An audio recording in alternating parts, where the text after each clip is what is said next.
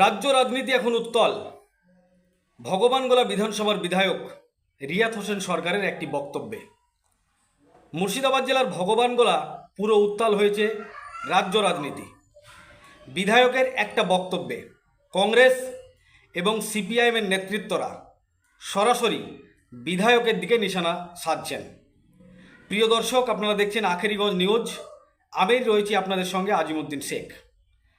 ভগবানগোলা বিধানসভার নবনির্বাচিত বিধায়ক রিয়াত হোসেন সরকার ভগবানগোলা বিধানসভা এলাকায় একটি পথসভা চলাকালীন তিনি বলেন, বিরোধীদের কাজ দেওয়া হবে না, অর্থাৎ কংগ্রেস সিপিএমের মেম্বার প্রধান যারা আছে তাদেরকে কাজ দেওয়া হবে না। সূত্র TV9 বাংলা, সূত্র আরামবাগ TV9 বাংলাতে সকালবেলায় খবরটা চলছিল। এই কথার ওপর ভিত্তি করে কংগ্রেস নেতা এবং সিপিআইএম নেতা কি বলেছেন সম্পূর্ণ বিস্তারিত শোনাবো আপনাদের। রাজ্যের মুখ্যমন্ত্রী মমতা বন্দ্যোপাধ্যায় সবসময় রাজ্যের সমস্ত রাজনৈতিক দল, সমস্ত মানুষের পাশে, সমস্ত ধর্ম, সমস্ত জাতির মানুষের পাশে কিন্তু মুখ্যমন্ত্রী দাঁড়ায়। কিন্তু হঠাৎ এই বিধায়কের মন্তব্যে এখন কিন্তু রাজ্য রাজনীতি উত্তাল। কি বলেছেন শোনাবো আপনাদের সেই ছবি, দেখুন সরাসরি আখেরিগঞ্জ নিউজ চ্যানেলের পর্দায়। এই ভিডিওটি যারা দেখছেন চ্যানেলটি লাইক করবেন, শেয়ার করবেন আর সাবস্ক্রাইব করবেন। আই লাভ মাই ইন্ডিয়া, মেরা ভারত মহান, জয় হিন্দ। যে যতটা পারি আমরা বিরোধী মেম্বাররাকে কাজ না দেওয়ার চেষ্টা করি, কোন ঠাসা করে রাখার চেষ্টা করি রাজনৈতিক ভাবে। একে যদি কাজ দিই তাহলে এলাকার না দিই তাহলে এলাকার উন্নয়ন হবে না, উন্নয়ন না হলে পরে সামনে ভোট পাবে না। আমরাও দেখলাম সংবাদ মাধ্যমের, আমরাও দেখলাম যে আমাদের যিনি বিধায়ক ভগবানগোলার তৃণমূলের বিধায়ক, তিনি একটা জায়গাতে জয়েনিং করাতে গিয়েছিল, সম্ভবত চরে। আমি যেটা বুঝতে পারলাম এবং জিজ্ঞাসা করে জানতে পারলাম যে চরে গিয়ে বলেছেন যে আমি বিধায়ক হওয়ার পরে, যেহেতু আমি শাসক দলের বিধায়ক, আমাদের কাজটাই হচ্ছে যে যেখানে আমাদের পঞ্চায়েত আছে, যেখানে আমাদের পঞ্চায়েত সমিতি আছে, সেখানে আমরা বিরোধীদের কোনো কাজ দিচ্ছি না। কেন দিচ্ছি না? যে বিরোধীরা যদি কাজ পায়, কাজ পেলে এলাকার উন্নয়ন হবে, আর উন্নয়ন হয়ে গেলে ভোট পাবে। ওই জন্য আমরা যেখানে ক্ষমতায় আছি, এবং মেনশন করে বলছে ভগবানগোলার অঞ্চলে চাইতে মহিলাস্তরী অঞ্চল হচ্ছে বড় অঞ্চল, সেই অঞ্চলের প্রধান আছে সাবির আহমেদ, তিনিও সেটা করেন। ভগবানগোলার প্রধান তিনিও করেন। কান্তনগরের প্রধান কংগ্রেস তিনিও সিপিএমের আছেন। তো যেগুলো সিপিএম আর কংগ্রেস আছে সেগুলোকে ওরা চোর বানাচ্ছে, এবং বাকি যেটা 5টা ওদের আছে সেখানে দাঁড়িয়ে ওরা প্রত্যেকটা কাজে কংগ্রেস এবং সিপিএমের যে আমাদের জোট, কাউকে একটা কাজ দিচ্ছে না। এরা এই থিওরি অবলম্বন করছে যে আমরা কাজ দিব না, কাজ দিলে আমাদের ভোট কমে যাবে, আর ভোট কমে গেলে আমরা হেরে যাব। আজকে বিধায়কের ভাবা উচিত যে সবাই সেখানে ইলেক্টেড হয়ে গেছেন, সবাই জনসাধারণের ভোটে তারা নির্বাচিত হয়েছেন, সবার অধিকার আছে, উন্নয়নের সমস্ত গ্রামগঞ্জে সবার অধিকার আছে। কিন্তু আজকে মূর্খর মতো না কথা বললো যে আমরা অফ করে দিচ্ছি, যেখানে কংগ্রেস, যেখানে সিপিএমের মেম্বার আছে সেখানে আমরা প্রধানদেরকে বলে, পঞ্চায়েত সমিতির সভাপতিকে বলে আমরা কাজ দিচ্ছি না, অফ করে দিচ্ছি। এই কারণে অফ করে দিচ্ছি যে কাজ করলে উন্নয়ন করতে পারবে। কংগ্রেসেরা টাকা খায় না, কংগ্রেসেরা কাটমানি খায় না, ওই জন্য ওদের বেশি ভয় যে কংগ্রেসের মেম্বার, কংগ্রেসের পঞ্চায়েত সমিতির সদস্য তারা যদি কাজ পায় তাহলে এলাকার কাজ করবে। আর যদি শাসক দলের মেম্বার, শাসক দলের যদি গ্রাম পঞ্চায়েতের সদস্য, প্রধান, তারা কাজ পেলে অর্ধেক খাবে, অর্ধেক এমএলএকে দিবে, অর্ধেক নেতাদের দিবে, অর্ধেক এমপিদের দিবে। এই হচ্ছে ওদের চরিত্র। তাই আপনাদের মাধ্যমে আমরা সজাগ করতে চাই, যে কথা ওনারা বলেছেন সেটা গণতন্ত্র বিরোধী। কেন ভারতবর্ষের গণতন্ত্রে এই কথাটা লেখা নাই যে আমরা বিরোধীদের দিব না। উনি যখন শপথ বাক্য পাঠ করেছিলেন বিধানসভায়, তখন বলেছিল গণতন্ত্র, ভারতবর্ষের সার্বভৌমত্ব বজায় রাখাটাই আমার দায়িত্ব। তাই আমরা বলতে চাইছি ওই রকম একটা অজ্ঞ এমএলএকে, যে আগে ভারতবর্ষের যে সংবিধান আপনি পাঠ করেছেন বিধানসভায়, সেটা ফলো করে কথাবার্তা বলবেন। আমার মনে হয় যে আপনার সামনের দিন ভালো হবে।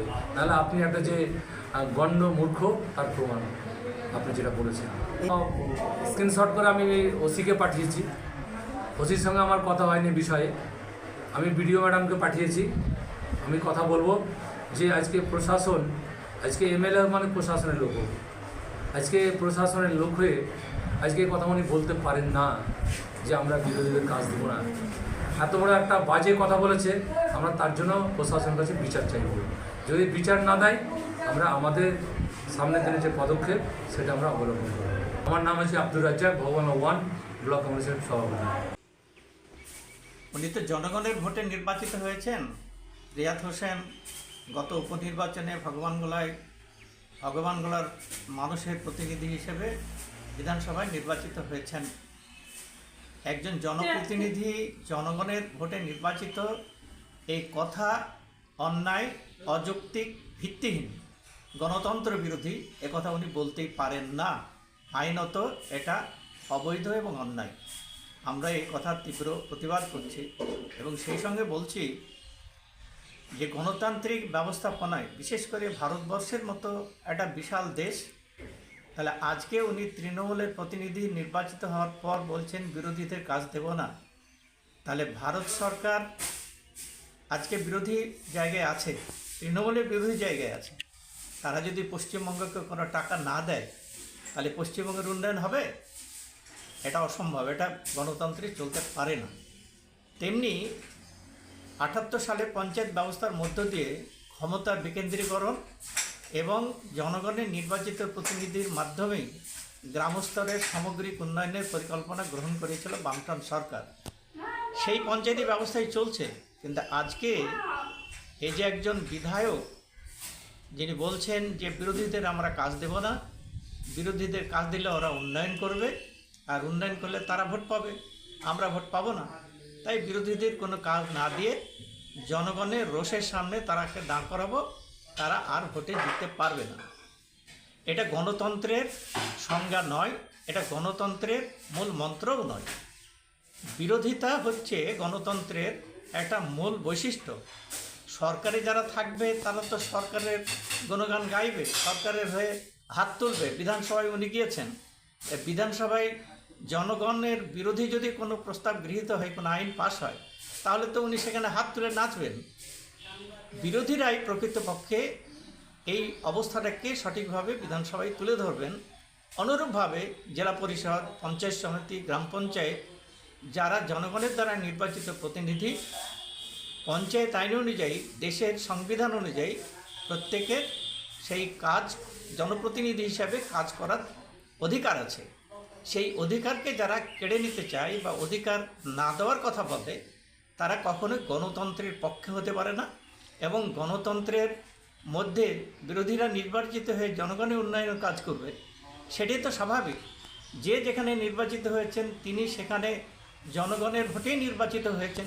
তিনি যেমন বিধানসভা উপনির্বাচনে জিতেছেন, একজন পঞ্চায়েতের প্রতিনিধি সে কোন দলের সেটা বড় কথা নয়, যে দলেরই হোক তিনি জনপ্রতিনিধি, তার কাজ করার অধিকার আছে। তার থেকে যারা বঞ্চিত করতে চায়, আর যাই হোক, তারা গণতন্ত্র মানে না, গণতন্ত্রের মানেও বোঝে না, আর গণতান্ত্রিক ব্যবস্থাকে তারা পদদলিত করে, ধ্বংস করে। এরা কখনো জনগণের বন্ধু হতে পারে না।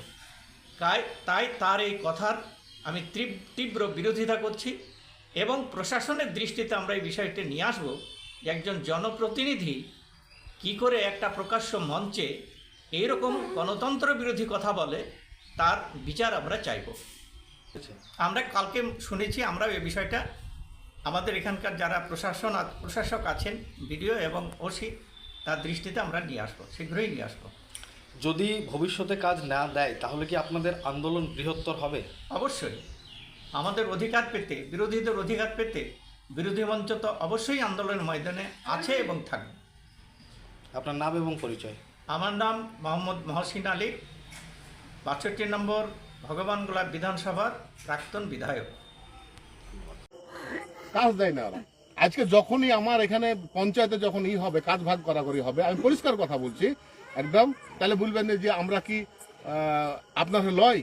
কিন্তু আমরা যেটা করি এখানে আরেকটা মজাস্থলীর প্রধান আছে, কোথায় গেল? মজাস্থলীর প্রধান আছে, অন্যদিকে আছে। মজাস্থলী অঞ্চলের প্রধান আছে, বড় প্রধান, এই বড় অঞ্চলের প্রধান। তো ওই জায়গাটায় দেখেন যে যতটা পারি আমরা বিরোধী মেম্বাররাকে কাজ না দেওয়ার চেষ্টা করি, কোন ঠাসা করে রাখার চেষ্টা করি রাজনৈতিক ভাবে। একে যদি কাজ দিই তাহলে এলাকার না দিই তাহলে এলাকার উন্নয়ন হবে না, উন্নয়ন না হলে পরে সামনে ভোট পাবে না। ঠিক আছে, এই আমরা পলিটিক্সটা করি। আমাদের যদি ভালো সাহেব তাও লাই, তো এটা আমরা করি। বলতে তো হবে। হ্যাঁ।